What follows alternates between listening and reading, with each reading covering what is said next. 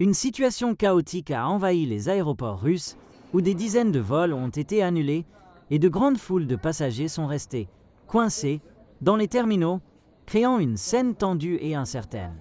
Cette crise sans précédent a provoqué une grande confusion et un mécontentement important parmi les voyageurs qui font face à de longs retards et à un manque d'informations claires de la part des autorités et des compagnies aériennes. La cause principale de cette situation est les attaques continues par drones qui ont frappé l'infrastructure des aéroports russes.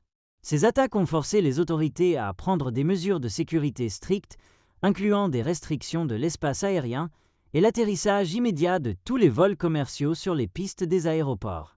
En conséquence, les opérations normales des vols ont été interrompues, entraînant des annulations massives et de longs retards sur les lignes aériennes à travers tout le pays, rapporte BuzzPlus.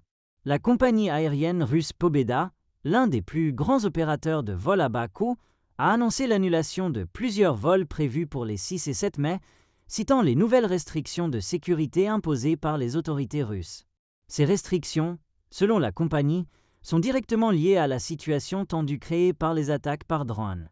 Pobeda a promis d'informer les passagers des changements dans les horaires des vols, mais de nombreux voyageurs ont signalé un manque de communication et une aide insuffisante de la part de la compagnie. À Moscou, le centre principal du transport aérien en Russie, la situation est particulièrement critique. Des centaines de passagers sont bloqués dans les aéroports Domodedovo, Sheremetyevo et Vnukovo, où le chaos a atteint son paroxysme. Les images de ces aéroports montrent de grandes foules de personnes attendant dans de longues files, avec peu ou pas d'informations sur la reprise de leur vol. Certains passagers ont rapporté avoir attendu plus de 24 heures, faisant face à un manque de nourriture, d'eau et d'hébergement adéquat. Dans certains cas, les tensions entre les passagers et le personnel de l'aéroport ont éclaté en débat houleux, aggravant encore plus l'atmosphère troublée.